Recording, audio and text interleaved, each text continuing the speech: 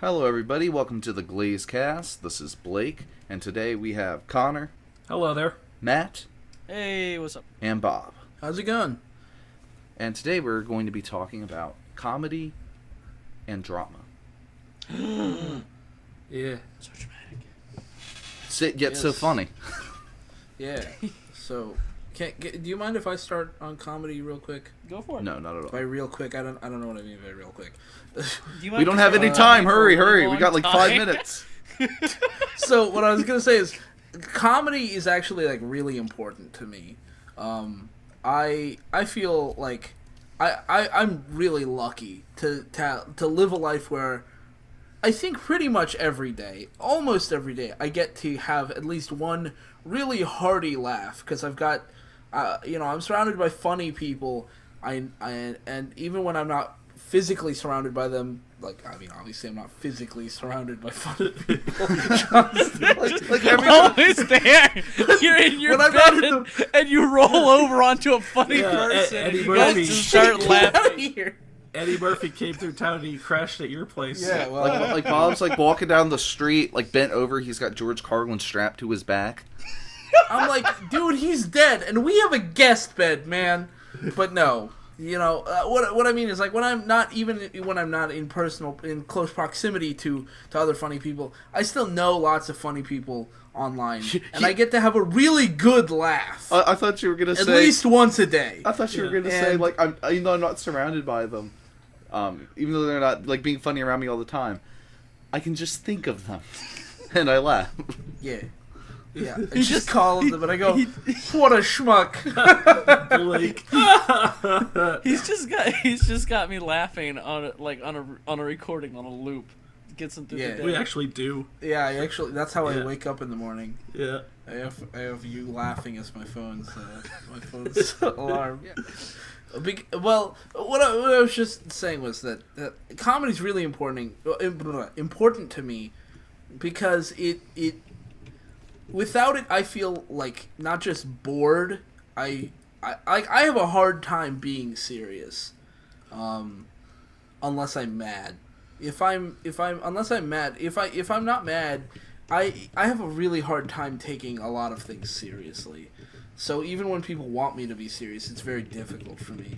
Which is why it's so important that other people be actually funny when I'm around. Not saying that as a demand, I'm just saying it's important to me because I really appreciate other people's humor. When other people aren't funny, like Bob, he's just like, get the fuck out of my house. Yeah, I just kill Then him. he gets Like, mad and literally, serious. I just murder. Yeah, and then I'm mad and serious. But yeah, that's the only way. You tell a bad joke, and I will literally murder you. It's like everyone's Yeah. laughing. You tell one bad joke, all of a sudden the whole room goes silent. Everyone looks at Bob, But- and his eyes like bug out. But given the nature of what we do on this channel, we don't end up doing a lot of videos on stories that are intended to be funny, either because they're so bad, like generally we stay away from troll stories, or because stories have comedy written into them. We just tend to stay away from that because not everyone is a good written comic. Not everyone is good at writing comedy, and there are lots of people who think, even people who are funny, who think that translates immediately to writing comedy, and it doesn't. Yeah, and that's sort of the thing that people don't. I don't know if everyone thinks about that with comedy, but the fields are different. Not everyone who writes a book is going to make a good movie, and not every Right. stand-up comic is going to write a very funny book. And Right.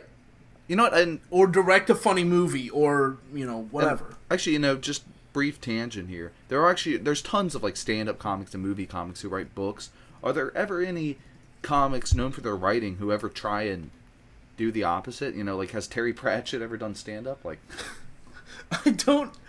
does that know. ever happen the other way? Like, Off the top of my head, I don't think so. Yeah. Or rather, off the top of my head, I don't know. But Terry I can't Pratchett's think of just one. like, hey guys, what's going on? Terry Pratchett would have been Yeah. a great stand-up comic. He's my favorite stand-up comic, to be honest. Yeah. But I think it's not necessarily that we avoid doing stories that try to be humorous, just that comedy is harder in written form than it is either, through a joke like that I'm telling or through something you see. It's really a visual audio medium. I'm not saying you can't write something funny. Right, but I'm and saying that you could easily find. There are lots of books that are funny, that are just as funny on the page as they are read aloud.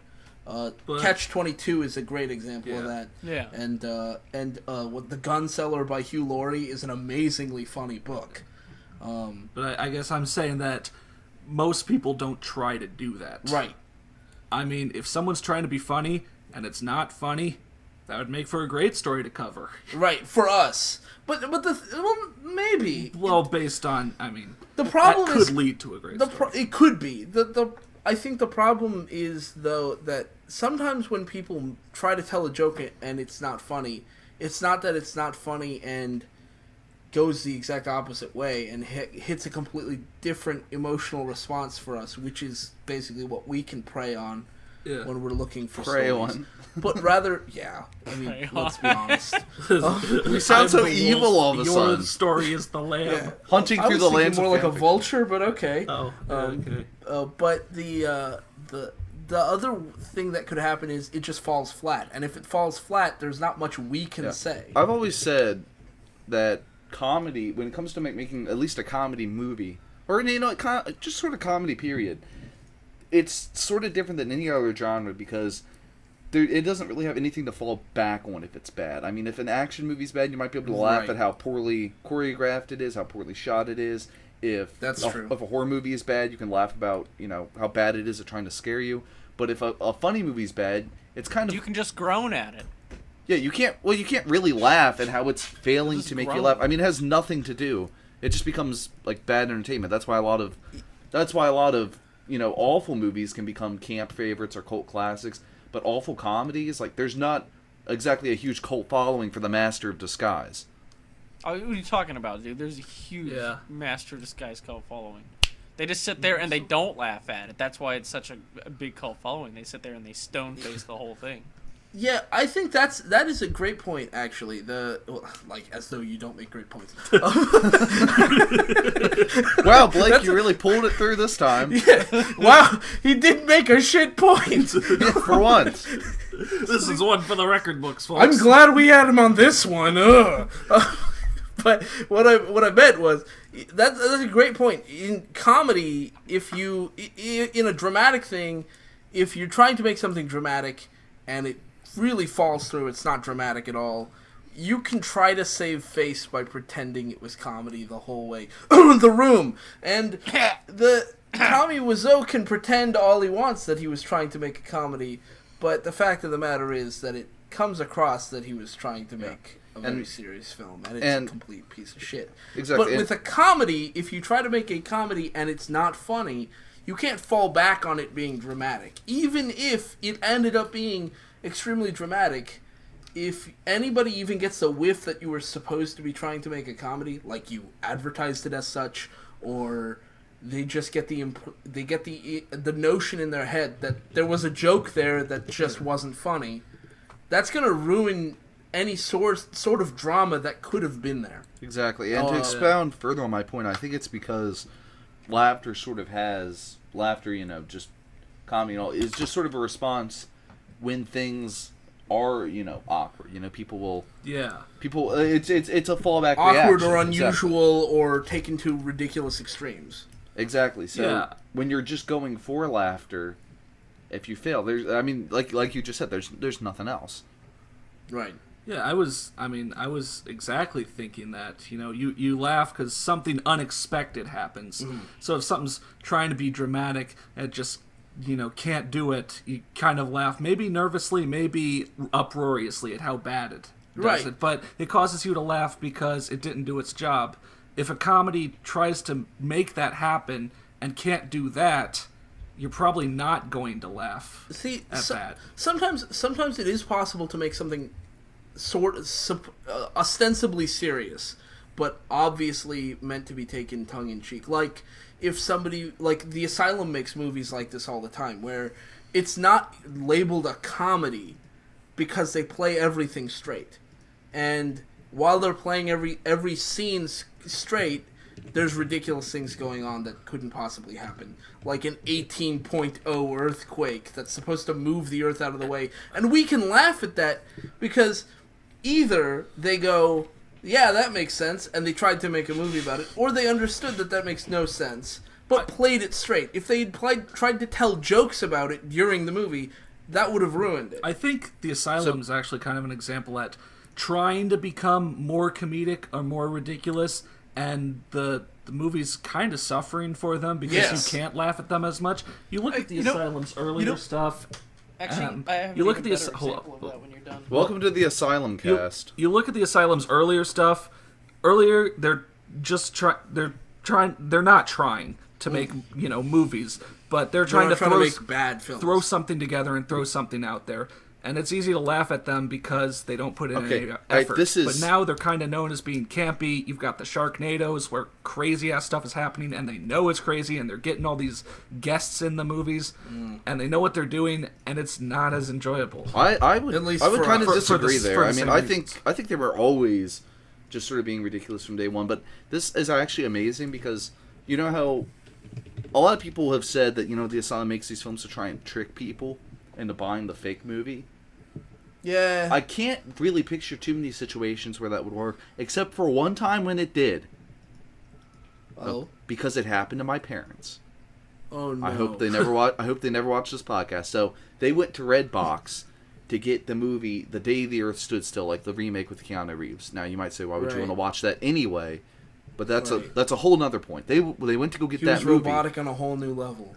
They ended up with The Day the World Stopped by the Asylum. No. Now, to be fair, that's probably the Asylum's closest title. Like Transmorphers is obviously fake, but The Day the World. I was gonna say Transmorphers is one. Actually, coinciding with the Independence Day sequel, they are putting out Independence Day. T''S. Nice. But my point here is that kidding me? Yeah, but Transmorphers may sound close, but I mean you can look at the cover of that and know that it's fake. Nobody not everybody's familiar with the old version of The Day the Earth Stood Still, and that's true. And the remake of it wasn't going to be the biggest film of the year or anything because not that many people even cared. They also made War of the Worlds and War of the Worlds 2, which for some reason was a sequel to a book that needed no sequel. Yeah.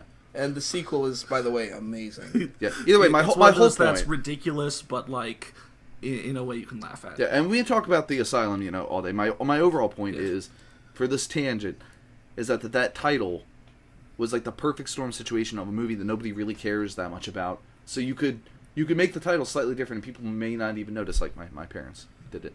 Yeah. Right. Either way, the Asylum, I'd say they're almost the equivalent of Trollfix, though. I mean, it's the same sort of concept. You make something ridiculous knowingly. I was gonna say, I feel like a better example of what you were talking about, Connor, than the Asylum would be Birdemic and its sequel, Birdemic 2. Birdemic was supposed to be a serious film. Like the dude, it was not a joke. The dude took Birdemic not very a single seriously. moment in that thing is. Yeah. He took it very seriously. Then everyone on the internet made fun of it and laughed at it. So for the sequel, Birdemic, he actually tried to make a funny movie. And it fucking sucked. Like, it wasn't funny at all. I never saw it. It was I never awful. saw it, and I that does not surprise me that it sucked. Can I go out on a limb It wasn't here? funny at all. Like, you couldn't laugh at it because he was trying to be funny this time. And instead of being unintentionally funny like it was the first time, this time it wasn't funny at all. It was can I go painful. out on a limb here, like a bird, on a limb, haha. Yeah. See, comedy. We know all about comedy. That's a joke right there.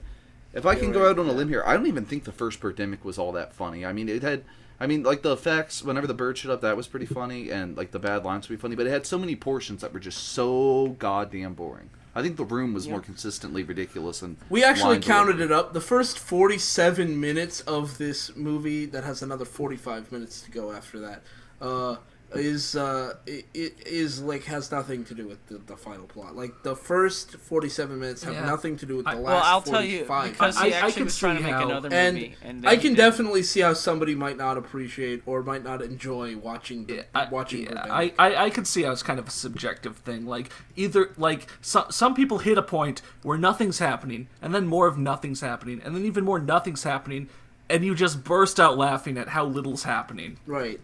And like, that redeems those scenes for us, we can just get like for us meaning me and Connor, we can laugh at the fact that nothing is going on. There's nothing there. Not even to laugh at. It's just emptiness. And you see, to me that's like, and like I can definitely see other people not finding that funny. Yeah, because to me that's like staring at the wall until you laugh. I mean, it's actually you said.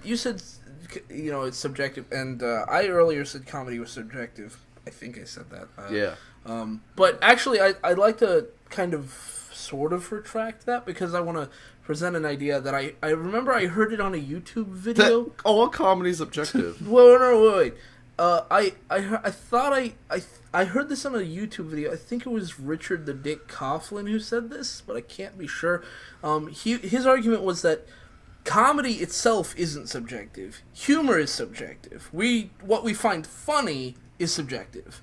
But comedy itself isn't, because either someone intends it to be funny or not. Okay, so basically it's the exact same argument that I made when it comes to people saying that bad art isn't art. Yes. Yeah. The same way. It's comedy when somebody's trying to whether they're successful or not. Be funny. Like it's not. Yeah, whether they're successful or not is not the point. The point is it's comedy. Yeah. If somebody's trying to be funny, it's a comedy. It's just not humorous. Right. And I think at that it might seem like a distinction without a difference, but I think the distinction there is worthwhile. Yeah, because it's like it's kind of intention versus effect. And to sort of go a little bit deeper into it and actually use art itself as an example. A lot of people will like when they make jokes about how art is dumb. They'll like to bring up mainly conceptual art, like the whole unmade bed sort of thing. And in conceptual art, and this ties exactly into what you were saying. The whole point of it is that it isn't a creation of beauty. It's that something is made art because you state that it is, and it doesn't make it good or bad. It's all in concept. Which is exactly the same comedy. If you make a comedic film and it ends up not being funny, but it's just like, but it actually has like a lot of really sad scenes and it's just overall depressing. You didn't you can't just label it something else. The actual outcome has nothing to do with what you intended to create. If I intend to bake a cake, but I end up with a doorstop, I made a bad cake, not a good doorstop. You know what I mean? Well, you might have made both. Exactly. And so if you go to make art and people don't like it, it doesn't stop being art. Like people say, oh, this isn't art. It's still art, it's bad. And same thing with comedy. Right. And if you didn't intend it to be art, or in this case, if you didn't intend it to be comedy, can't be treated it can as still be humorous. Just like Birdemic. It was supposed to be a very just like Birdemic. Birdemic isn't comedy. It's not a comedy movie. It's a dramatic Birdemic film. 1 isn't. Yeah. It's a dramatic film that ends up being humorous because he's so bad at marshaling his dramatic moments and his dialogue and his actors. Yeah, it's intent versus outcome. Intent, right? Yeah, essentially, yeah. That's if we want to whittle it down to intended humor, comedy as it's written. Yeah. Then, like, meaning comedy being, or not necessarily written, I guess, comedy as it's delivered. When somebody's trying to be funny, when have we seen it used when it shouldn't be used, and how have we? I have a thought about how comic relief is used, and I think I've mentioned it on previous podcasts, but I'd like to hear what you guys think about. Like, is there ever a time when comedy is just totally inappropriate?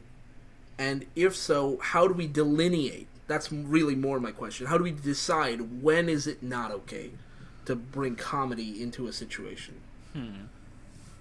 Like, is it like, obviously you want to be funny if you're writing comedy, right? And we've seen people be funny at funerals or dealing with something sad, but is there a line that we cannot cross?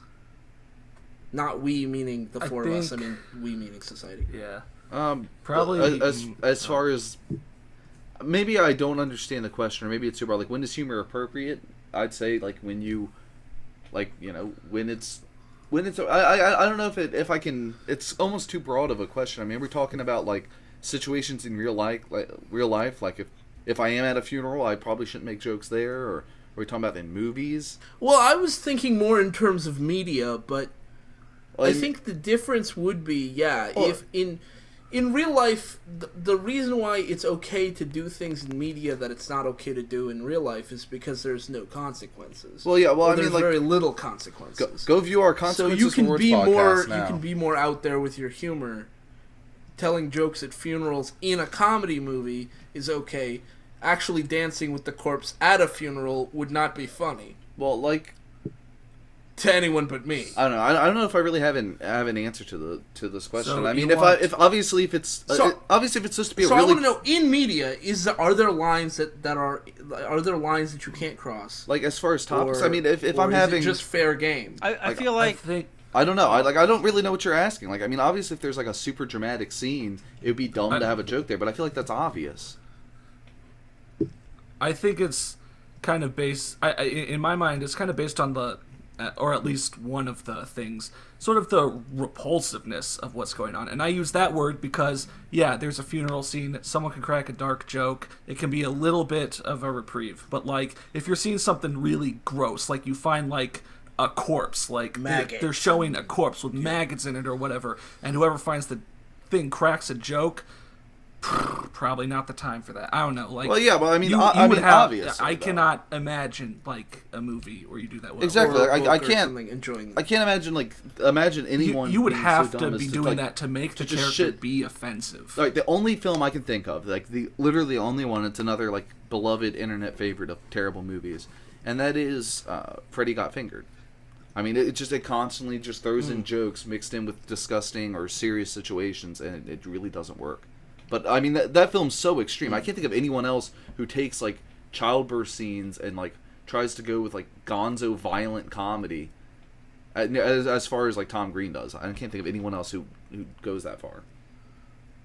Right. He goes too So far. I guess disgust is really where that line. Yeah. If Lies. you're disgusted, you're just straight up not in the mood to want You're not going to be hear a receptive to joke. comedy.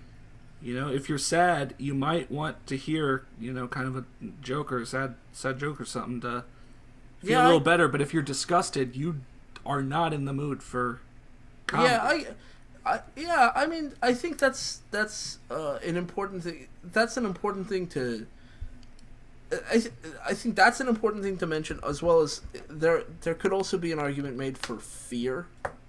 When you're supposed to be scared, I mean, there are horror comedies. They're never But I scary. find horror comedies tend not to be scary. They're never scary. So ever. much- yeah, I mean, They're more like they take a horror situation and just make a comedy. I feel like You know, this can be summed up pretty easily. I mean, comedy is appropriate in a scene where you want people to laugh, and it's not appropriate to put in scenes where you want people to be like crying or. But that's not my question. My question is there a line that we can't cross as writers, as media makers? As far as like When is- morality, I don't think so. I mean, it's. No, I mean, you agree. could create you can create whatever you want, whether people are receptive to it or not. I mean, it's like what we were talking about with intent versus outcome. You can write like Tom Green. That is his name, right? I'm not messing up his name. Yeah, He made Freddy Got Fingered, and he intended everyone to laugh at it, and nobody laughed at it because it was everything was in really poor taste. But I mean, he still had every right to make it and break any laws. right. Yeah.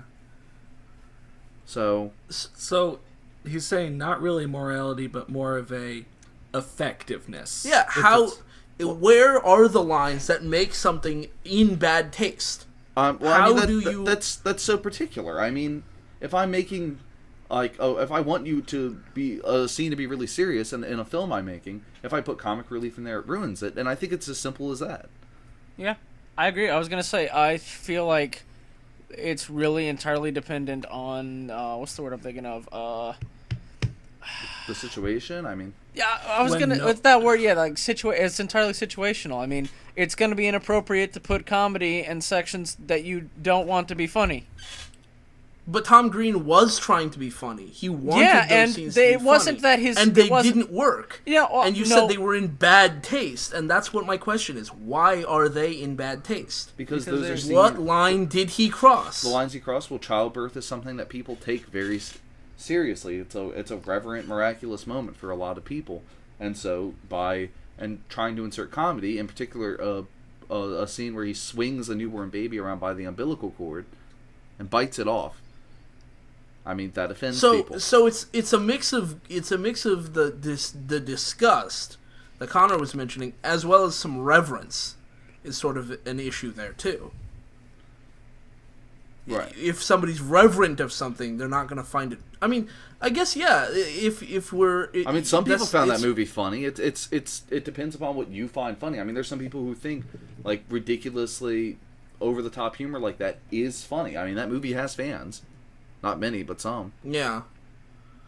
So That's true. I don't think there is a line. I think the line is entirely personal. Actually, I mean that scene. Yeah, it's a little too much for me. I'm like there's such a thing as pushing the boundaries, but this just what you're doing isn't funny, and you have to be pretty funny to tackle something like that. But other people found it funny. I mean, it's a personal line. As far as society on the whole, I don't think that there's much distinction. I mean, there might be a huge bunch of consensus that movie went too far, but there's going to be plenty of people who say that it did not. Yeah. And the envelope always gets pushed. I mean, people like in the 70s, like people in the 30s thought Dracula was like the first Dracula film from the 30s was like horrific and scary and everything. If you try and watch it now, it isn't at all. It's not a bad movie, but it's not scary.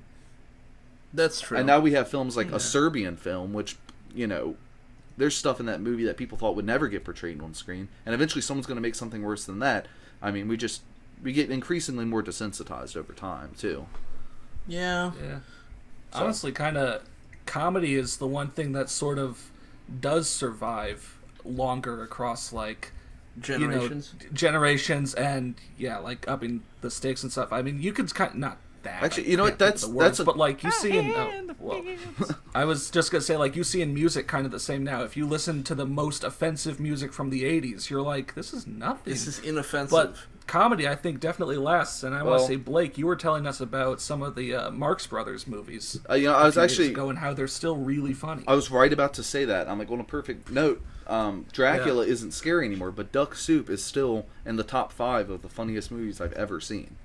Hell, if you understand what he's saying, some of Shakespeare's funniest stuff is Oh my- still really funny. Oh my god! Like if you actually, You read it, and if you don't get what he's trying to say because the language is a barrier for you, then obviously you're not going to find that funny. I'm gonna- Just like if you listen to a guy who's speaking in Spanish and you don't speak Spanish, you're not going to find his jokes funny either.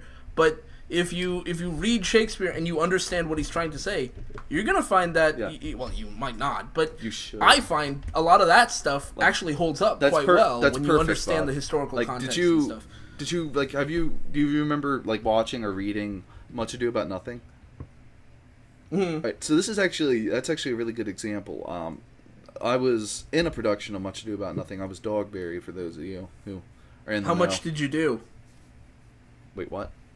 How much did you do? Not About much, nothing. nothing really. About nothing? Yeah, about nothing. About nothing. Either way, I remember this was in high school. This was in high school. It really was. Why are you laughing at that? Got That was terrible. Sorry, that was so stupid. Okay. Yeah. Continue. Anyway, I was in high school, and it was like a mix of like junior high to like it was pretty much all the high school students, like varying ages. But we're all in here. Right. We're doing a first script read through, and I remember reading like my mom got me a book of like abridged Shakespeare when I was a kid, and I read it enough to where I started to learn Shakespeare in English pretty early. So I'm pretty good at reading Shakespeare. I'm not like an Oxford scholar, but I understand it. And there was only like one other girl in the class who did because she'd done plenty of Shakespeare before. So we're doing a script read through. Everyone has like this blank look on their face because they don't get any of it. Right, of course. And all of a And a bunch sudden- of the parents won't either when the actual production comes to be. True. Like, that's a weird thing about Shakespeare if you think about it. Yeah, like it's who are so- you presenting it for? Like everyone The loves five it, people who understood it. but not everybody understands it. Like everyone should though. Yeah. But anyway, so we get to the Yeah. line between I think it's the two maids, if I remember correctly. I haven't seen it in a while, but it's got like that line about the Hercules on the tapestry. You know the one I'm talking about, Bob? And it's like this big dick joke, pretty much, like right in the middle of the script. If you read it, Right. She says something like he's much like the Hercules in the tapestry, whose codpiece is as broad as his club. And that's funny. And like Yeah. me and the other girl, we both like go, and the director's like, ugh. You're But right. she was kind of a prude, but either way, I mean, Yeah, she's that point yeah, is she's that like she's like, oh, what a crass joke, and everyone else is just like, that was a joke. yeah, it's like this ancient dick joke. It's like dick joke's been around forever. Yeah, you know, actually, now that to really switch gears really heavily from within comedy, I want to switch gears. We're gonna go from Shakespeare to modern Shakespeare, Alvin's Comedy Hour. Oh. Oh Yeah. my god. Because Can we not? I was wanting to ask. I thought I drank enough Okay, secrets. well, I was going to try to lay it on them a Blot little out more Alvin's slowly, Comedy but Hour. okay. I thought I drank enough wood alcohol to I permanently think- blind myself, I but think apparently I'm still doing The this. perfect way to analyze comedy and what you're supposed to do and what you're not supposed to do is to take a story that tries to be funny and is instead unintentionally funny because it's not funny. Right. And Somehow- Alvin's Comedy Hour is Somehow rolls something around the other direction that to all be funny four of again. us no one understands. So why is Alvin's Comedy Hour not intentionally funny but is unintentionally funny? Whoa, nice sync Soulmates. there. Yeah. And I kind like of to have an hear idea, yours. but I mean, if you guys have ideas too. Well, I've been dominating the conversation, so What I would say is, it's that his jokes, for some reason, like he manages to tell quote unquote jokes without setups or punchlines, he actually, which is amazing. Yeah, to I'd me. say he falls it's like into the Tom a Green total camp. deconstruction. It'd be like if I gave a speech without using subjects or predicates. Like that'd be incredible. You know, if I gave you an entire speech entirely composed of prepositional phrases, the you'd be King's speech, floored. yeah, the King's speech too. Yeah. and you know, like instead of taking an inversion of expectations where we expect a sequence of logical steps to go one way and instead it turns out to go the other way. You know, like if I tell you, if I have kids, I'm going to name all of them after myself. And in fact, George Foreman did exactly that, that. yeah, George. He named like 6 of his kids Bob. You know, like, see, what I did there was an inversion of what you were expecting, because everybody knows he named his kids after himself, but instead I said he named them after me. And, you know, even if you don't find the joke funny, the joke is there, and the You know joke has a setup and a punchline. Weirdly enough, I And think he just didn't do that somehow. Shit works for life. Just He didn't even bother. I think Alvin's Comedy Hour actually flies in the face of a lot of what we were just saying, if I'm going to be honest, because it's supposed to be comedy, but it's not funny, but it is funny. because it's not comedy. Exactly. But I feel like it falls into the Tom Green camp because he makes a lot of really just jokes that are It's incredible. so It's far like from he taste. unintentionally My- did what Tom Green was trying to do.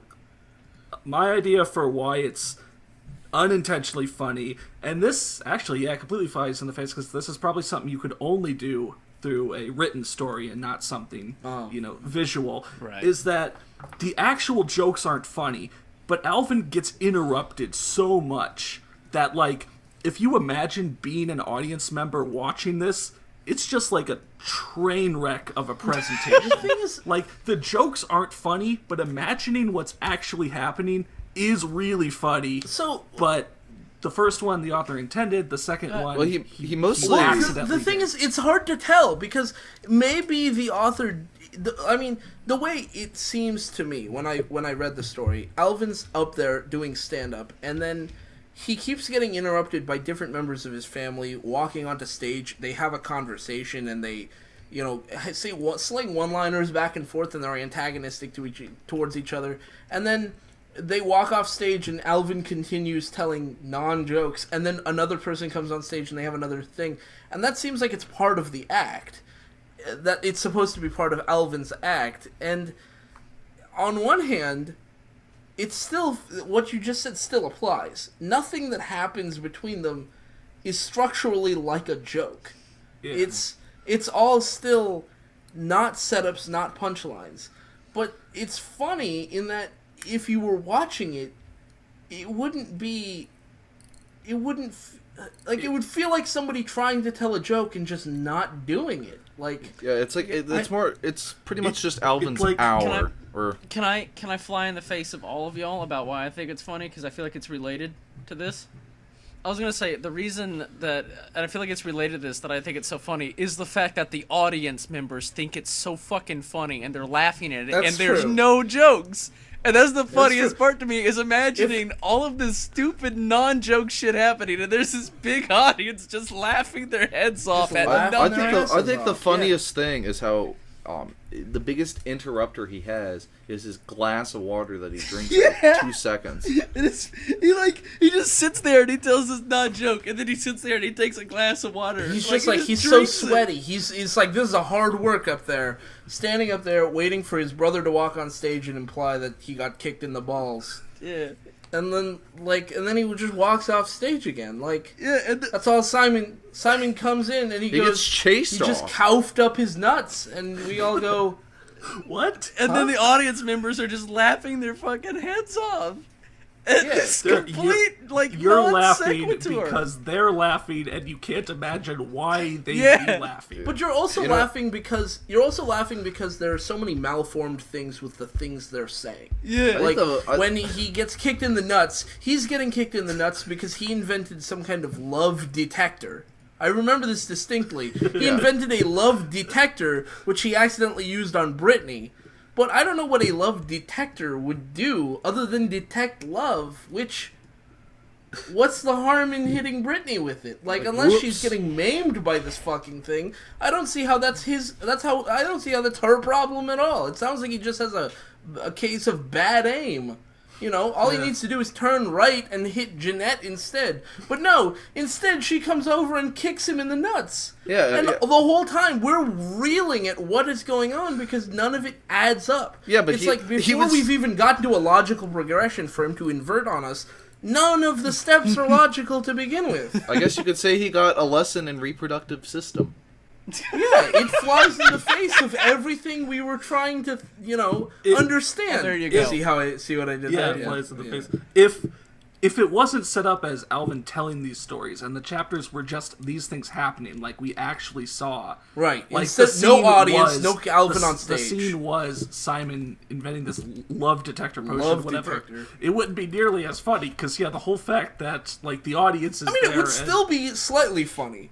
It would still be slightly funny to us, the idea of him inventing a machine that shouldn't have any negative effect on her, Yeah. her getting pissed off about it, and then her kicking him in the nuts, and then I guess nobody laughs because nobody's there to laugh, but he just gets kicked in the nuts.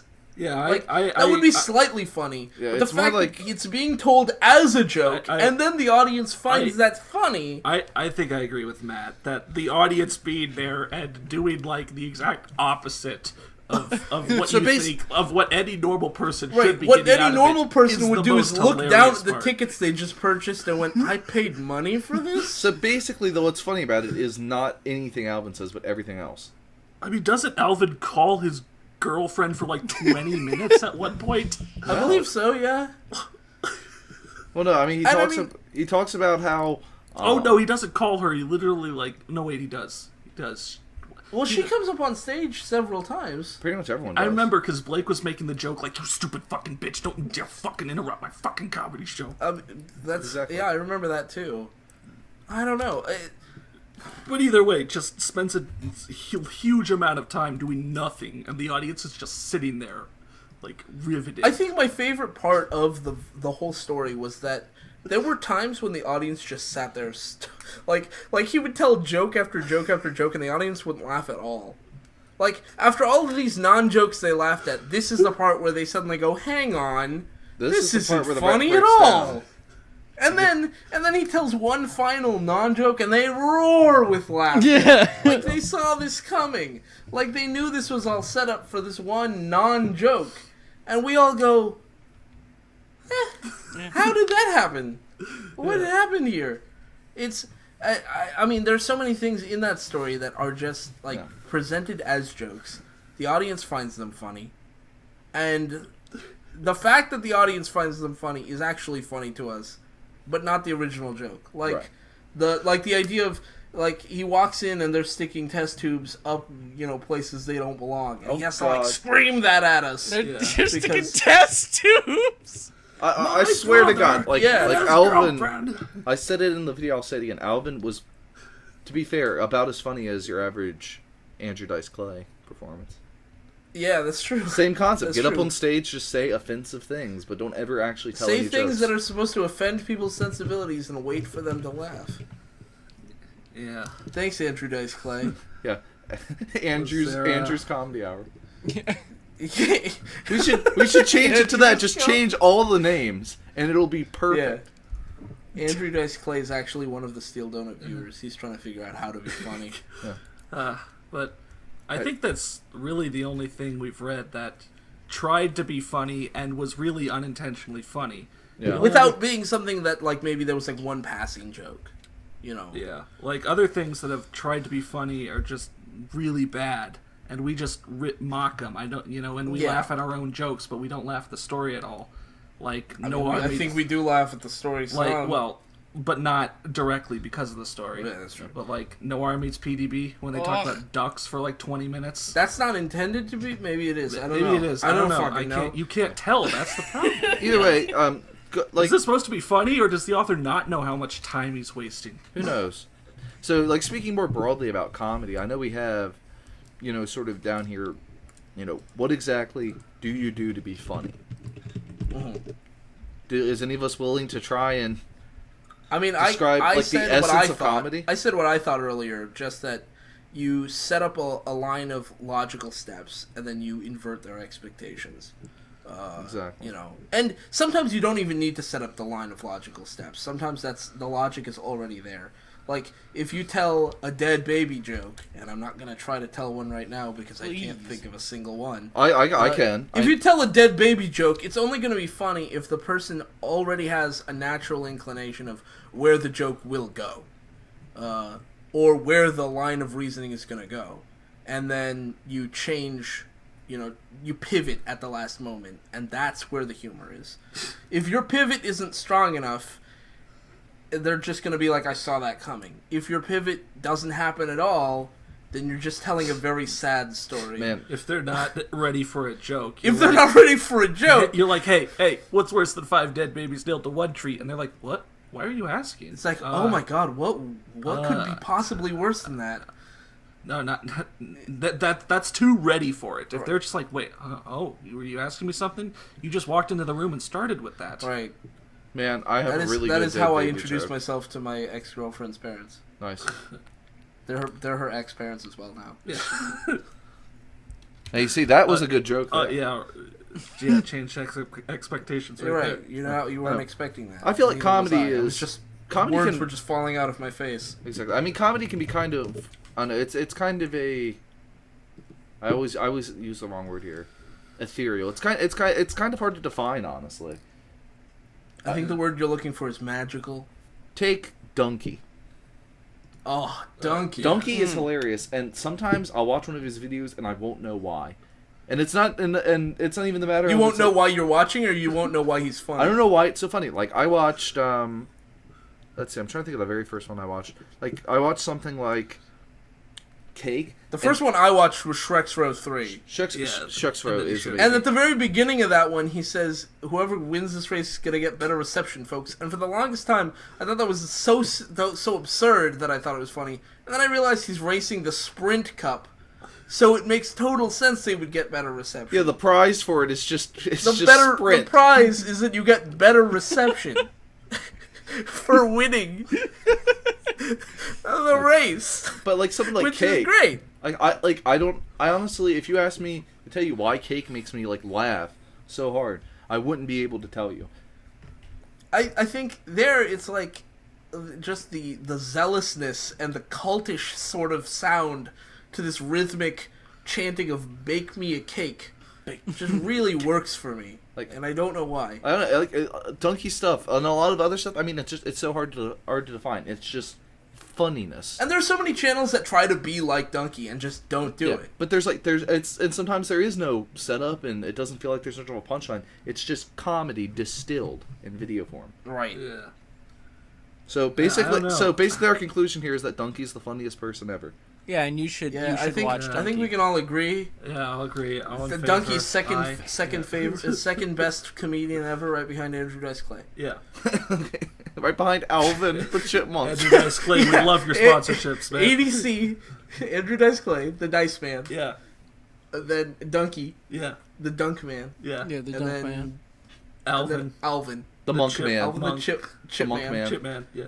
The Monk Man. Yeah. The Monk Master. Monk Master's Alvin. Alvin, yeah. And then after that, just everyone else, and then the Steel Donut. Very bottom. Very bottom. We're so unfunny. Yeah, we suck. Yeah, why are you even listening to us? We're like Turn like the red pill of comedy. We're really good at nagging ourselves. You have bad taste, subs. Yeah. Yeah, but we're gonna nag you so that you like us more. Yeah. All right. So, is that a good pivot point to talk about drama? Not really. Not really.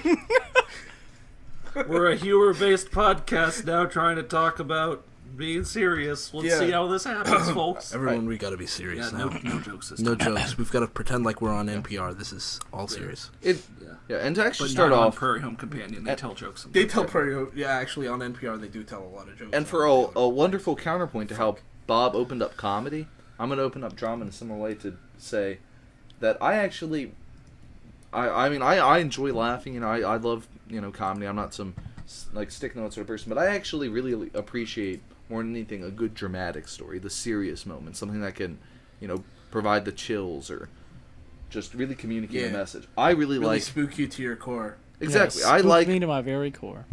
I actually prefer dramas to comedies. Like if I had a choice between my last movie, I'd probably pick a good dramatic film. Yeah, if I had to choose a last film, what would I choose? Probably a comedy. I mean, I'd probably choose True Blood's this final film. oh, jeez. Yeah, that's probably what I'd choose too. Thank you. Cause I was in it. Yeah. The last. That's my legacy right Well, Blake, if you had more to say, please go ahead. I was just gonna say, and also in counterpoint to that, if I picked a last film, this is just sort of turning into a get to know everybody. Like state your name and answer the question. What's the last movie you'd ever watch? I'd probably pick... State your name, hands on the wall, spread your cheeks. I know. That kind of thing. I don't know if I can pick a specific one, but it would be a Studio Ghibli film. Yeah. That's a good way to go. Let me say this about drama. People talk about comic relief all the time. And again, I think I've mentioned this probably in previous podcasts. I know I've mentioned it to you guys. People talk about comic relief, but sometimes it's actually good to have a little bit of dramatic relief from the comedy in a comedic story. I completely agree. And it's like, as much as I love comedy, as much as I love having, laughing, it's still sometimes the jokes and the lightness and the airiness can be so overwhelming that you really do need kind of a dark moment. And it has to be done well. There's too many films where it's like, haha, all laughs, we'll just kill off a character, and it's like, oh, okay. Right, like that's too dark. You can't go too dark. There's a middle ground between a minor inconvenience and death of a character in the middle of a comedy. Yeah, Adam Sandler loves that. Like, he seriously loves that, to just throw on the brakes and just do something really out of place serious, and then all of a sudden just switch back into comedy. Yeah, and I mean, if it wasn't so, if he didn't slam on the brakes, it would work. Yeah, I mean, at least for me, it would work. I think Click is a little different, where it slams on the brakes for half the movie, to where rather than becoming one awkward dramatic moment, it's sort of half your film. It kind of becomes extended. Yeah, half your film is funny, half your film is very serious, and I think weirdly enough, both halves are pretty well done as far as Adam Sandler goes. I didn't really like Click, but it's definitely probably one of the better Adam Sandler films I've seen. I know me and Matt kind of have a soft spot for it. I mean, I don't Yeah, think it's like a fantastic movie, but it's got elements to it that work. But that's a whole other topic. We already had Sandler cast. Yeah, welcome to the Adam Sandler cast. I'm Adam Sandler. Yeah, next week's topic is going to be Sandler and Nick Swardson, one of the frequent contributors with Adam Sandler. Our next topic, like, what's a worse movie, The Benchwarmers or The Waterboy? Paul Blart Mall Cop 2. And fuck people who say Waterboy is like one of Sandler's best movies. That movie's bad. Well, here's what I was gonna say. I went to when I was in university. They had I say that like I'm not in university. Back in my day. Back in my day, I went to this play. And I like it. It was actually a script reading for a musical, and it was written by one of the students, one of the grad students, and it was pretty decent. Some of the lyrics could use a little tweaking and stuff, but because it was a script reading and he was up for an award, he wanted to get feedback. So afterwards, he sat down with a notebook and took meticulous notes of what the audience members had to say.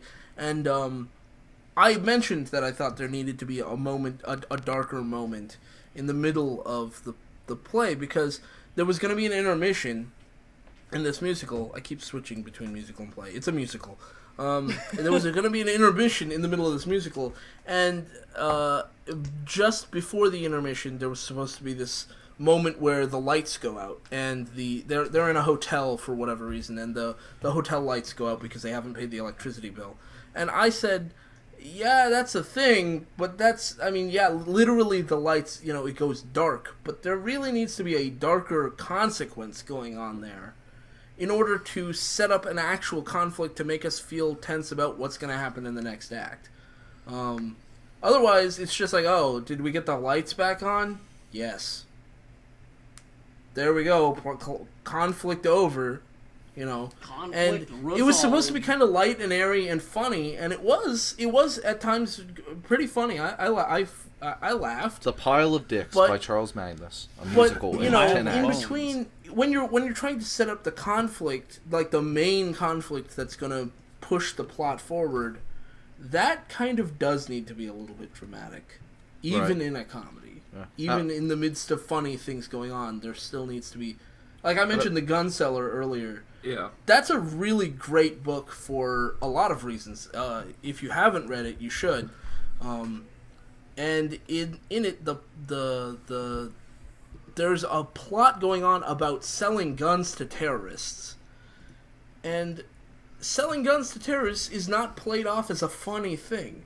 Characters die in the movie in not funny ways, but the book is still really funny because it's written with a really sardonic wit, and it's really well crafted, and he's really careful about where he places the jokes. Bob's best where book. He places the drama. You know what else is kind of like that too? Catch-22 has a lot of really serious stuff in it. Yeah. And it also balances its comedy with its really serious stuff, often verging a lot of times on some really dark comedy. But it does take the serious stuff seriously. The comedy is used as a vehicle to drive the drama forward, to give you a sense of the dramatic and the sense of the darker things going on underneath the surface. Yeah. Because he had a message to tell you. Yeah. I kind of thought, to add a little bit on to Catch-22, I thought most of it balanced comedy and drama well, but near the end, I remember there was a moment in one chapter where Yossarian's walking through like a place that had just had a battle going on or something, and there are these 2 pages. I flipped the page and I immediately went, oh, okay, this is where it's going to get really serious for a while, because it was these 2 long paragraphs, right? And that was like a instant Joseph Heller switch just drops it from on the you. rest, from the style of how the whole thing had gone. And those 2 long paragraphs were all about the details of what he sees going on. And I don't know, I felt like kind of near the end there, that was a little too sudden. Like, it kind of told you, we're going to get dramatic now. The comedy's not going to come back for a while. Yeah. But up until then, it was a good mix. Yeah. There's a sort of starkness that sometimes comes with dramatic things. And it's not necessarily the case. You could have drama that's very, very emotional, and it's not funny, and it's very much just you're supposed to be identifying with the characters because of how emotional they are. But sometimes good writing can come from people writing dramatic moments that are or serious moments that are really detached from the emotional. Like they get you almost get numbed from how shocking or horror, how painful something is.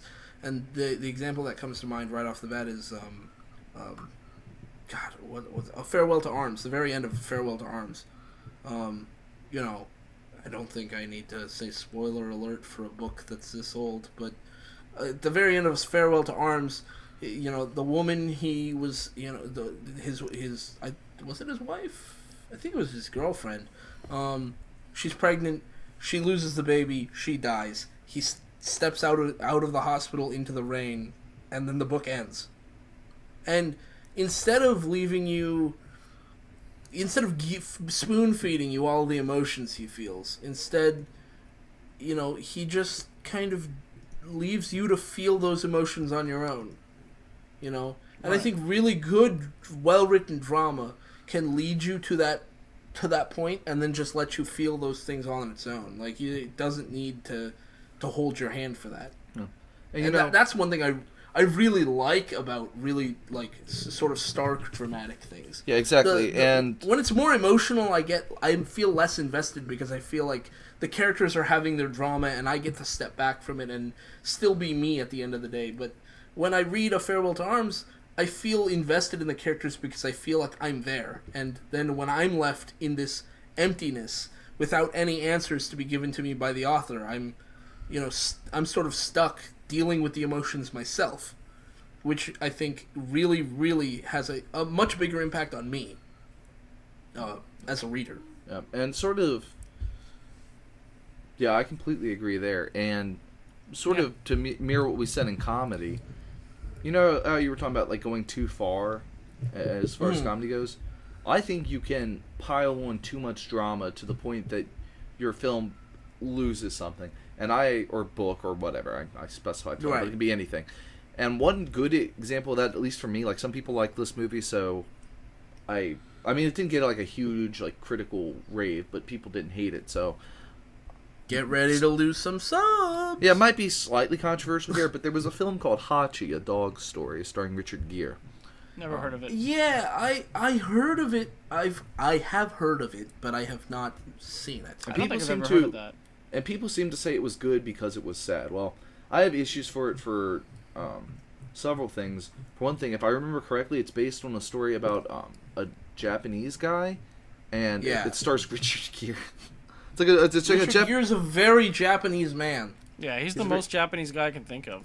He's a very, very... You want to talk about Hollywood whitewashing. Yeah, he's a very good actor, but it's like, I think it was a story about a Japanese guy and a Shiba Inu, and it was changed to, like, Richard Gere and this other dog, so... Whatever. Yeah. Either way, like, ignoring the whitewashing, my issue with that story is that it was trying so hard to be serious and sad. Compare it to a film that also probably isn't very good, but remember when the movie for Marley and Me came out? Mm-hmm. I'd say, although that film is also kind of weird to me because it's based on a very recent true story. Right. That one actually succeeded a little bit more than Hanshi because it was, it had its goofy moments and stuff, but then it got really serious. And it did it pretty well. Whereas Hachi, it strung you along, pulled you in, and then it got serious. Yeah. And there's nothing funny in Hachi. I mean, he meets the dog, and they're pretty good. And then Richard Gere dies pretty early on. And the dog, like he was a university teacher, and he has a heart attack at school. So the dog would always like run from its house and wait by the train station for him to come home on the evening train. And he dies at school, so he doesn't. And so the dog, for the rest of its life, just keeps going to the train stop. And the rest of the movie is just a relentless tirade of just depression. It's just everyone's crying, everyone's sad, everyone sees the dog, and it makes them sad. And the movie ends with the dog, like, old. Like, it stumbles to the fountain where it usually waits and lies down in the snow and just dies. And then the movie ends. Right. And it's like, when I watched it, I was like, yeah, this is really sad. But that's all I'm left with is just sadness. Like, it didn't communicate anything more. It just made me feel miserable. Yeah, like after the first 5 minutes of seeing the dog waiting for him, or even just Yeah. hearing the summary of the movie, you get the idea.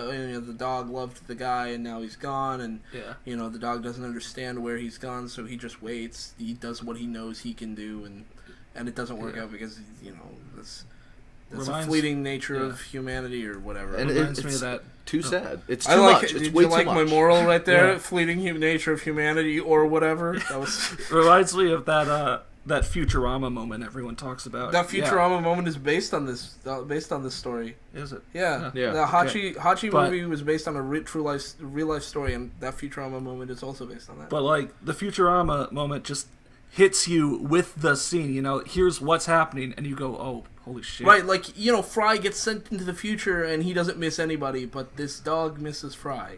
Like you just get a short. You see what's happening. You see, oh shit, it was waiting for him the whole time.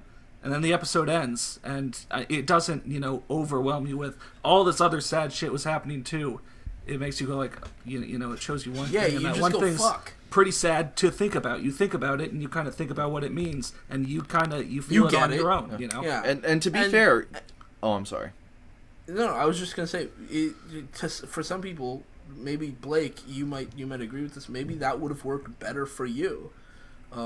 It needed more to it. I mean, because you would get the same, you'd get to feel sad. They would make you feel sad. They also make you understand the moral, and then you're done. You don't have to wallow in it, and they don't overload you with it. Or if they did something across Hachi to not make every second of it apparently like it was really just, sad, different things, bad things happening to all these different people. Yeah, And I mean, we haven't seen the movies. To be fair, like I did watch it, like me and my whole family watched it not too long after we lost our family dog.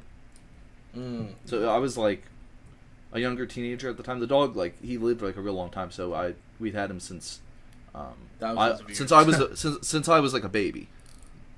So it was like a grew up together sort of thing. So it was a very sad moment to watch it anyway. But even like going back and trying to rewatch it, it's too much. And I wanted to say here that a lot of people think of like comic relief to break up drama, and we mentioned comic relief, but it doesn't have to be comedy that breaks up the sadness. Let me talk about another movie that has lots of sad moments in it.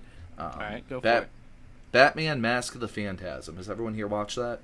I feel like I have, but I feel like it's been so long that I don't remember much of it other than Phantasm. The reason that film works so well is it doesn't really have any comedy. I mean, it doesn't, or not any laugh out loud jokes. I mean, it has its light moments, but they're realistic light moments. Like, if we were hanging out and like one of us just said something mildly entertaining, but it doesn't have any comic relief really. Right. But instead, it breaks up the fact that it's a very sad story with incredibly sad scenes. I mean, not spoil it for anyone, but I mean, there's this amazing scene, just absolutely amazing, where you see Bruce Wayne go to the graveyard in the rain and just like beg for release of his duty before his parents' grave. Right. And it's so serious, and it's really sad, and it's really emotional and all that. But the film doesn't, and the film has lots of other moments like that, but it breaks them up with mainly action. Like, you're sitting here, it's like, oh my gosh, this is so sad, but it doesn't have to be lighthearted. Yeah, it doesn't have to be comedy. It just needs to be relief from. I mean, and sometimes action can be overwhelming too, but I mean, if it's good action, it's a lot harder to get overwhelmed by it. Yeah. For most people. Yeah, like I just watched. I mean, there were people who saw Mad Max Fury Road and thought, man, this movie's one big chase sequence. I hate this. Yeah. But I mean, like, the people who felt that way are probably, I think, smaller in number than the people who go, man, this movie's really sad and it makes me feel really bad and I don't want to watch this movie again. Yeah. Because at least in Mad Max Fury Road, even if you didn't like how much action was there, you could at least go back and watch a scene or two and go, yeah, that was pretty well shot. Yeah. I mean, it's like, I just finished watching The Raid 2, the first Raid, actually, and The Raid 2 is 2.5 hours long. It isn't all action. It's got lots of, like, really great, dramatic scenes in it and stuff. But I'd say it's about half and half. I mean, it's got tons of these, like, really long, elaborate fight sequences and one really long, elaborate car chase. And they managed to, and it works for them because they managed to do both sides of the coin, like, just really, really well.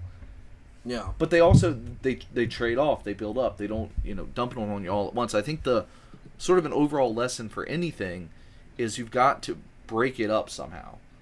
Yeah. You've got to have some sense of pacing. I mean, it's really just pacing. I mean, if your film has one really awkward, lighthearted moment, the rest of it's pretty serious.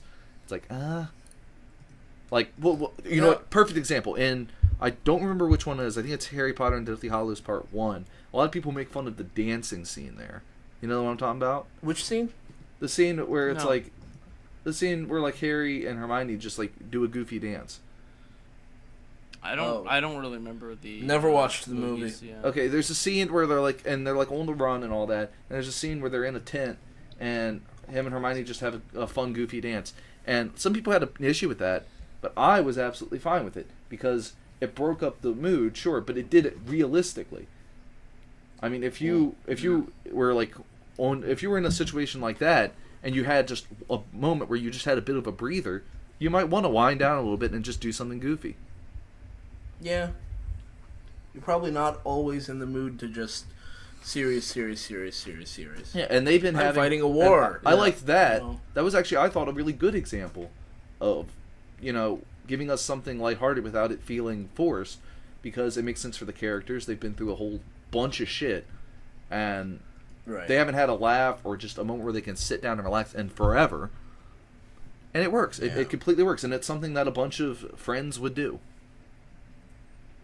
Yeah. Yeah. Well, if they weren't rolling and smoking a J.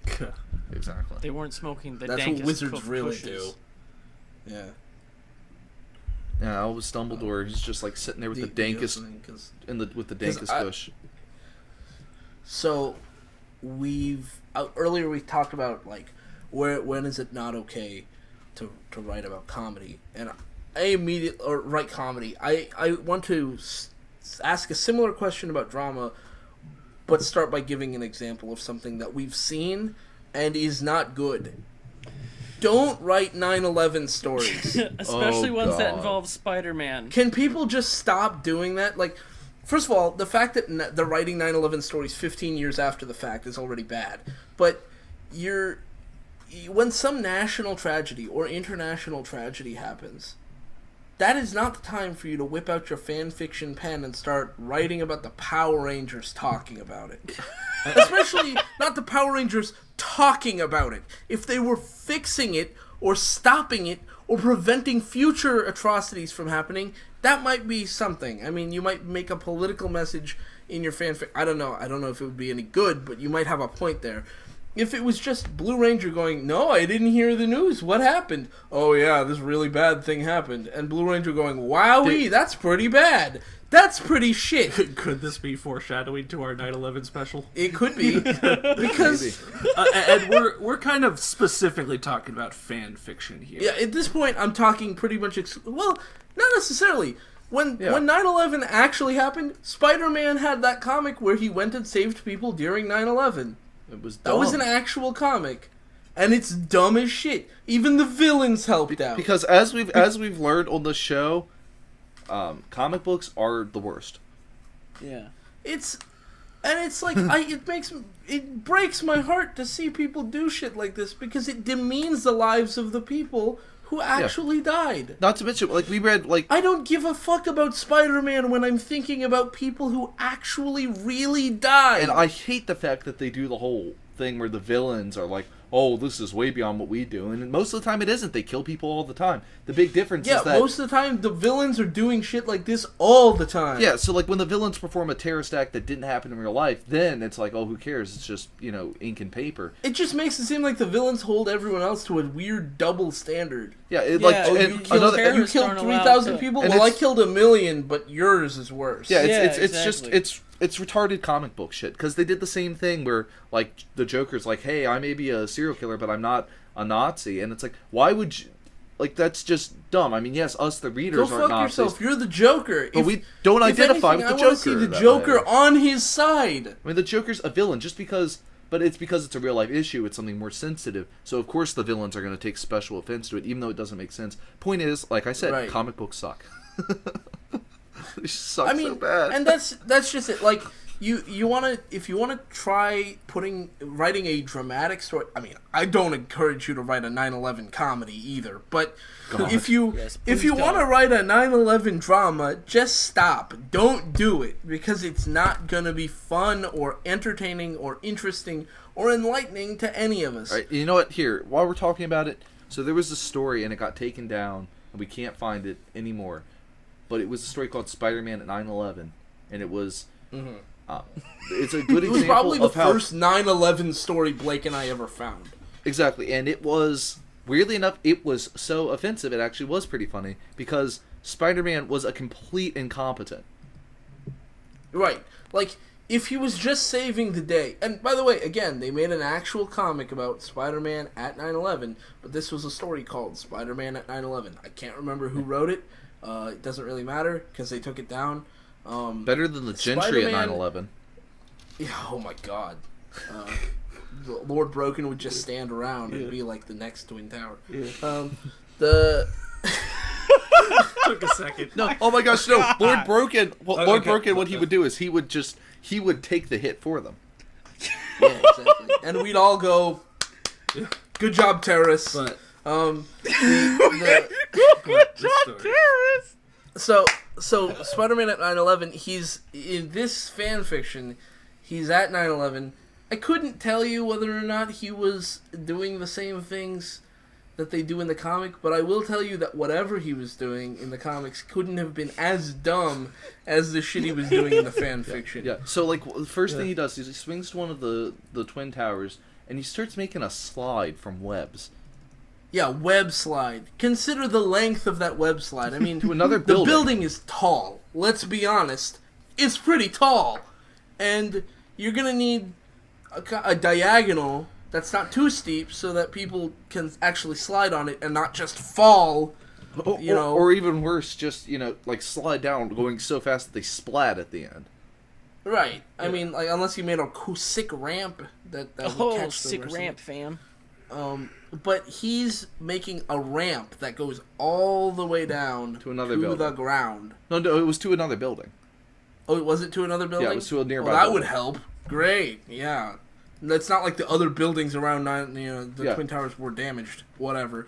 But he's building this web slide to go from one building to another, and how could you possibly think that was not going to take fucking forever? Yeah, and the building actually, I think he's not able to use it because the building falls down. But even if he had been able to use it, people would stick to it. That's right. He wasn't successful. Yeah, he bear that in mind. sucked. People would stick to this thing. They wouldn't slide on it. I mean, it would be like trying to slide down. I don't know. There's not really anything where duct tape. Yeah, duct tape. Exactly. A slide made of the sticky side of duct tape, except even more sticky. Yeah. Because this stuff can hold up like this is adhesive enough to hold up like a safe. And this is all because the writer felt it was an appropriate thing to do to write a story that wasn't supposed to be funny. It wasn't supposed to be action. It was supposed to feel dramatic and patriotic, and instead, you just look like an asshole. You look like a because you're being an asshole. To their credit, they must have realized it because they took it down. I hope, and then the thing is, it's not just 9/11. It's also when you're trying to bring in real world atrocities, there is a very fine line that you can walk. You have to be good at it. You have to be really good at it, and you also have to really tread lightly. I mean, even, like, think about this. The backstory of Magneto from X-Men, still sticking on comics, he's a Holocaust survivor.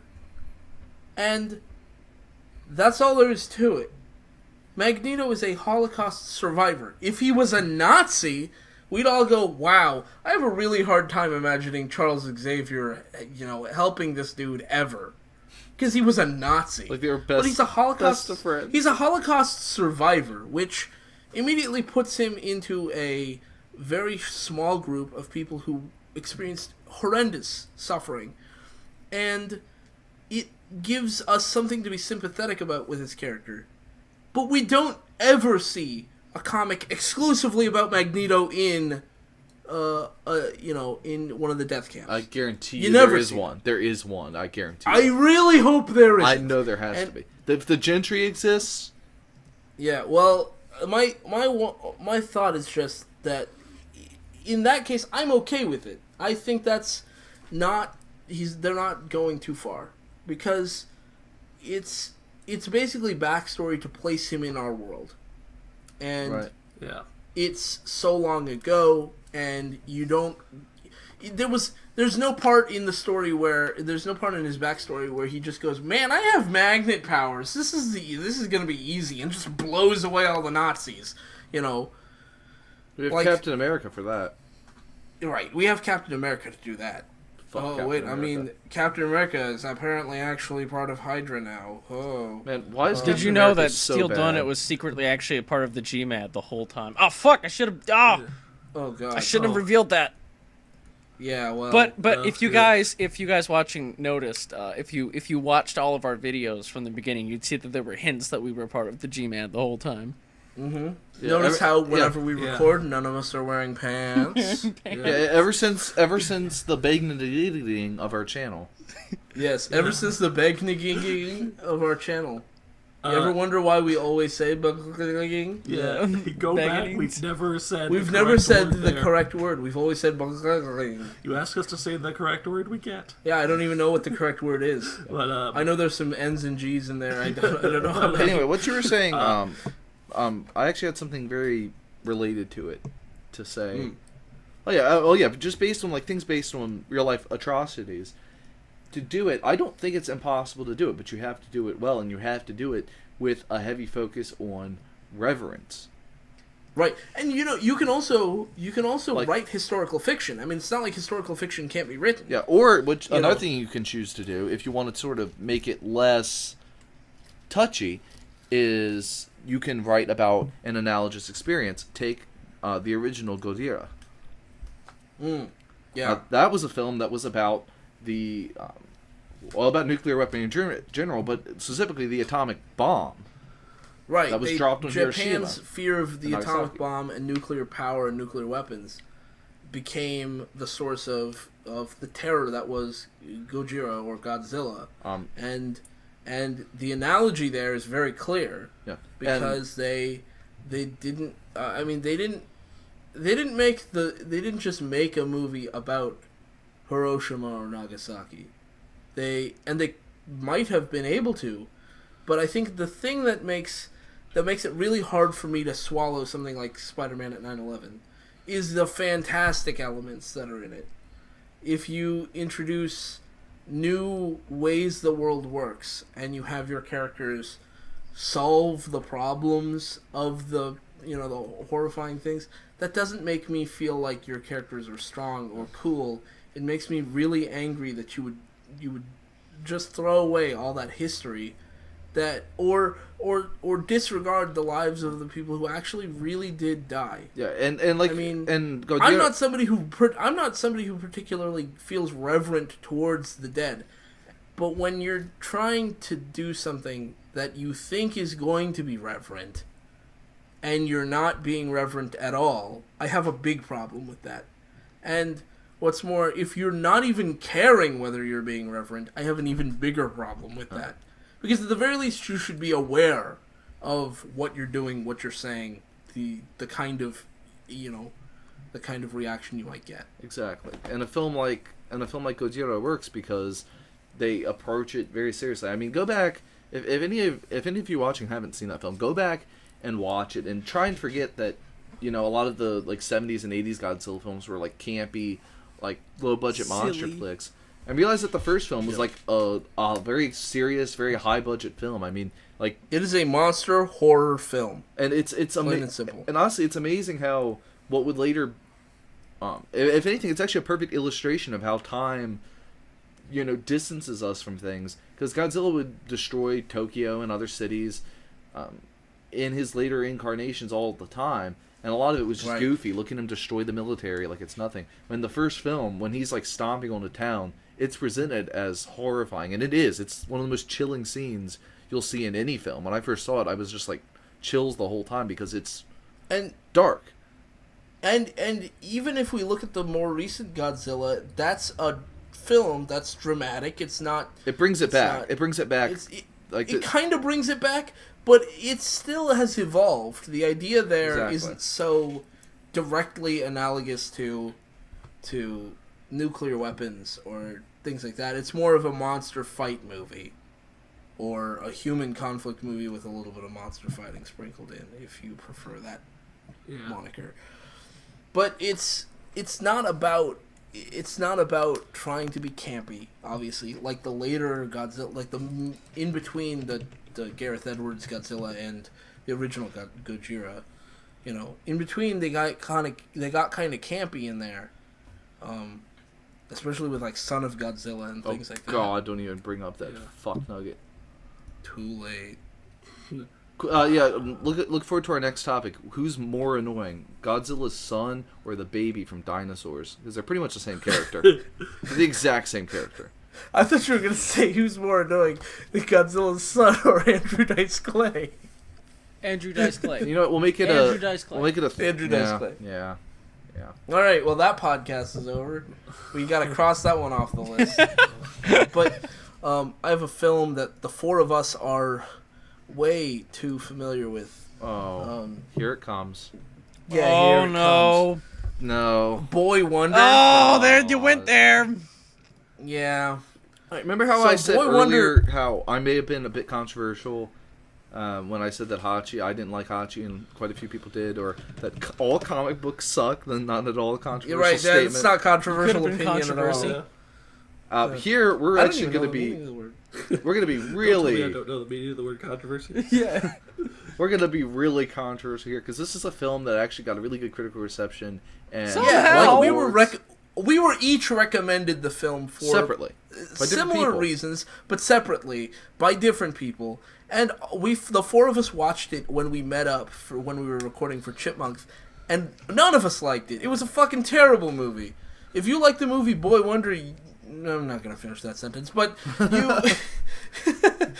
If you like it, then It's you're a mystery. dumb. You're Oh, dumb. wow. Yeah, there we go. You know what? For once, I actually think it's appropriate to say that. Yeah, if you like Boy Wonder, you're dumb. Hey, don't say But it too the thing much. is- It's a little. Yeah, right. Hear right. it right now, I'm sorry, right. you're not that dumb. You- But Boy Wonder it's not funny. It's not portrayed as a movie like.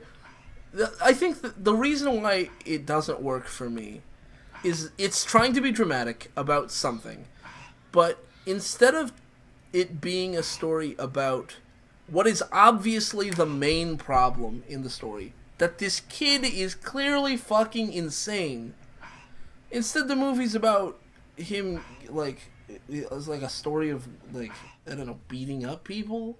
Yeah, I mean, it would have been And, like a sassy Hispanic woman who don't need no man, who's just supposed to be there to it's just, add flavor to the film or something? it's got like, so she much. does nothing useful. Yeah, the problem is that, and you could say it's an issue of expectations. Maybe I mean I was sort of expecting a very stylized action film. That's sort of how people presented it to me.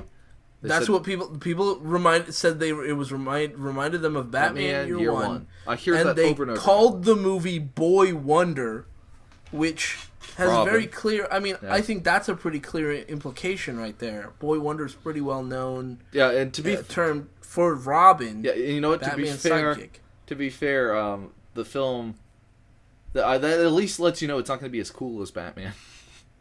I guess It's so. about, Yeah. like fucking Robin. Like who cares? But Yeah. and on a more dramatic note, the issue I Cool. think with the film is that they really didn't know what they wanted to do with it. I mean, it felt like they were checking off every like little box on the make an indie film checklist, but they wasn't like make an indie film drama or make an indie comedy. It's make it like they just like got a big list of everything that's included in Sundance films and just tried to check it off. It's like, oh, you've got like the intense acting It was like moments. the indie equivalent of Oscar bait.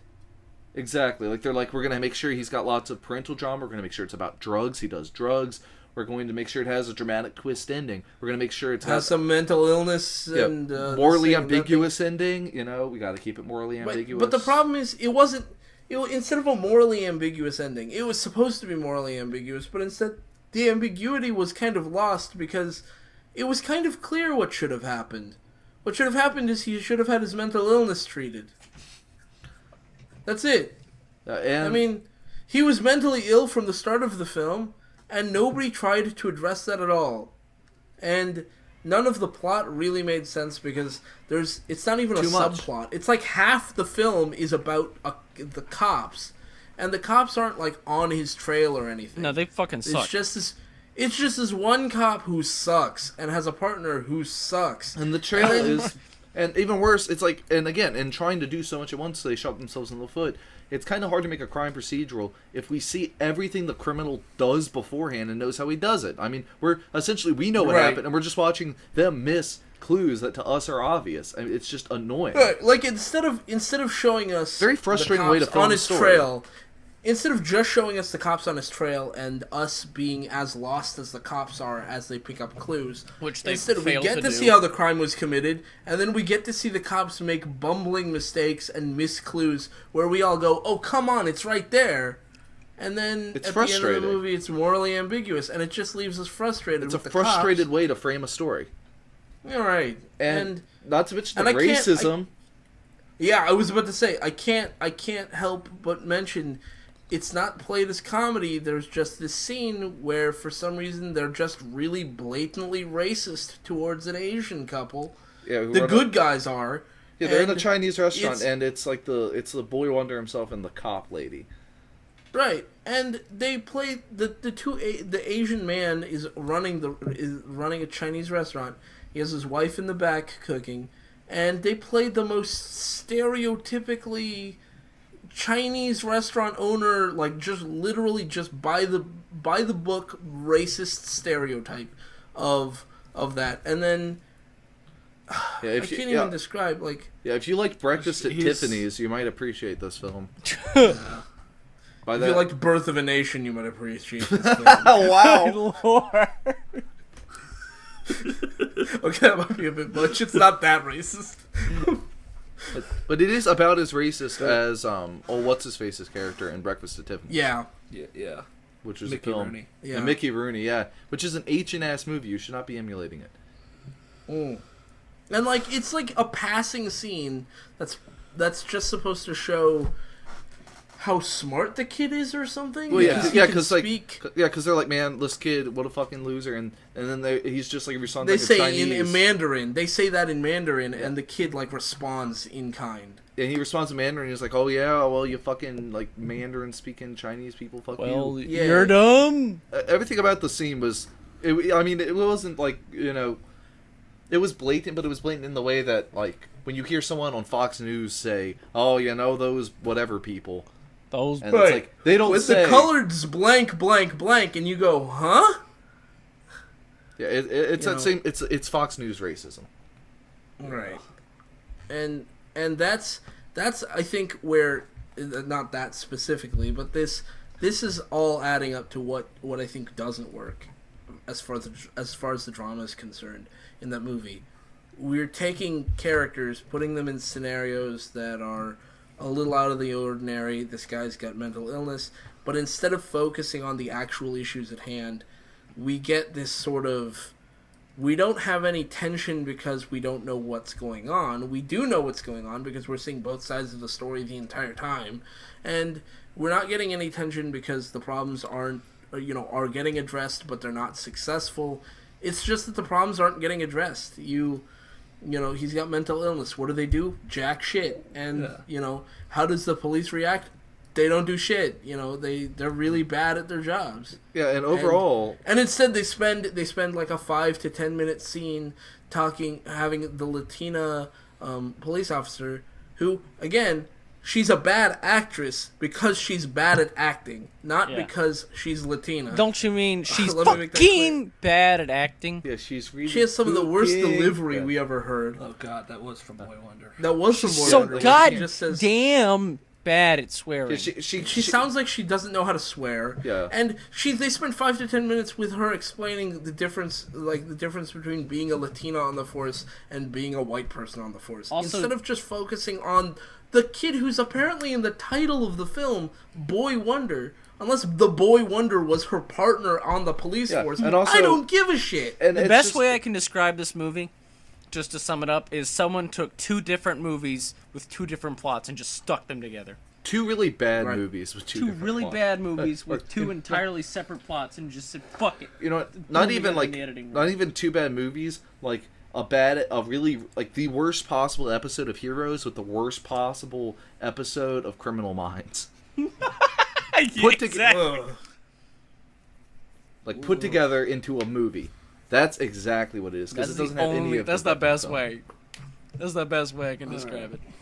I mean, drama's just like comedy. Drama is difficult to do, but it's not. I think it's not as difficult as comedy. Because you can be cheap with it. Like a lot of people, I feel like were swayed by Hachi just because it was sad, and it's not too hard to make something sad. It's People possible. like dogs. It's possible to be cheap with it, and it's also all you really have to do is know what your focus is and what your goal is before you go in, and then you can be pretty dramatic pretty easily, I think. Because if you know what you're setting out to say before you say it, instead of just kind of freeballing it and hoping a message falls out, Exactly. your drama needs to be towards delivering some kind of message to us, even if that message is something like, the world is confusing. That's a message, even if it's not a very insightful message. It is a message, that says something about the universe, and that's what impactful storytelling does. It tells us things about the world that we might not have gotten otherwise. Right. And drama is one really great, powerful tool to do that, but it's very easy to fuck it up too. Yeah. And in closing, completely unrelated notes about Boy Wonder, I will say that if they really want to make that film better, you know what they need to do? Make it like Batman Year One? Well, they need to make up their minds, because I always got the feeling from that film that the filmmakers thought that what the character was doing was good, like going out and kicking the crap out of people. I got the impression they thought that was a good thing to do, but they were afraid to say that because they thought it would make them look like idiots. So they couched in such a way that they made it look like what he was doing was bad, but you could tell they thought it was the coolest shit ever. You know what? Right. You And say that, but he only did it like message. twice. Exactly, but like, well, no.